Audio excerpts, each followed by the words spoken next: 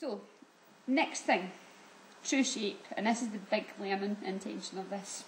What I want you to get from this particular lesson is I want you to be able to understand how to go about producing a true shape using a centre line as a datum. Now, all a datum means is having a place to measure. So, if you have a wee look here, basically what a true shape is, this area here that we see on the end elevation and this area here that we're seeing on the plan, you can see quite easily that if I was to try and cut each of them out and then place them on the actual three-dimensional object, it wouldn't fit. So what a true shape is you drawing a shape that if you cut it out, it would fit perfectly on top of the 3D object. So that's what we're going to try and produce over here. And we're going to do this in exactly the same way as we've done everything else. I'm going to do it a line at a time. Now the angle of this cut just so happens to be 30 degrees. Anytime you produce a true shape, you need to make sure that you're projecting it at right angles. So if it's 30 degrees, the easiest way to do right angles is to swivel that around and make that 60. If it was 45, then you would just do a 45-degree line. So I'm going to start down at the very bottom again, and I'm going to project a line straight up. So that edge, we already decided earlier, was this point here. Now running through the middle, I've got a centre line, and you'll notice I also have a centre line here. Now there's two different ways that we can do this.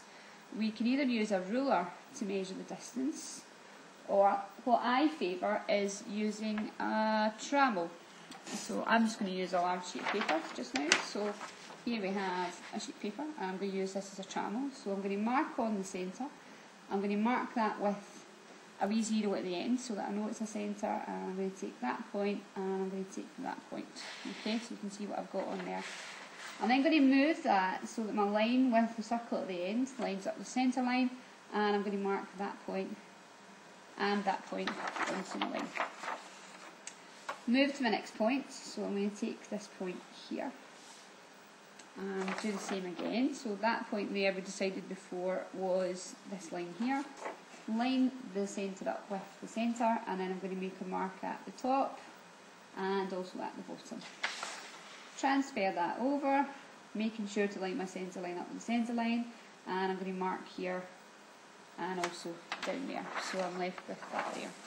I'm going to leave the hole just now. I'm just going to concentrate on the surface first of all, and I'm going to come to this point here. Now when I come to this point here, following that up, we already decided earlier that that was the same size as this point here, so I can do a straightforward line at 30 degrees from here to here, and also from here to here.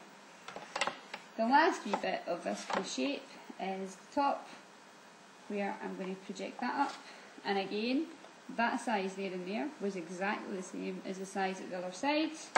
So I'm going to project that across. I'm not going to draw a line, I'm just going to make a wee mark, and then all I'm left to do now with that shape is to line it in. So taking my HB pencil, I shall line in this line here, and I'm going to line in this line here, do my two lines at 30 degrees, so there's one, and there is number 2. The rest of it, again, your set square doesn't sit on your sliding rule, and all we're going to do is join point to point, and point to point, and finally the last point to point.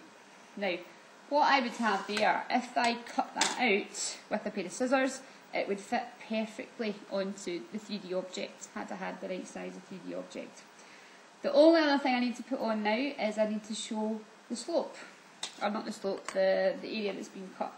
So do this in exactly the same way. I'm going to project two hidden lines up at 60 degrees. I'm just going to do two of these at the same time.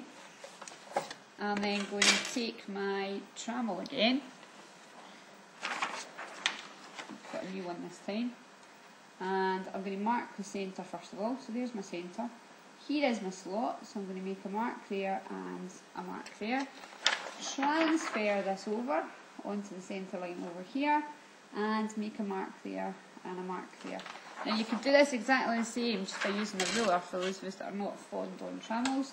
So if I was to measure, I can see that the size of that is 7mm above and below the centre line. However, using a trammel, remember, you get a much more accurate finish. So I'm just going to go straight ahead and line this in. So line that line in, and line that in. Line the two lines at 60 degrees in, and that, ladies and gentlemen, is your finished true shape. So again, if I was to cut that out and place it exactly on here, it would be a perfect size.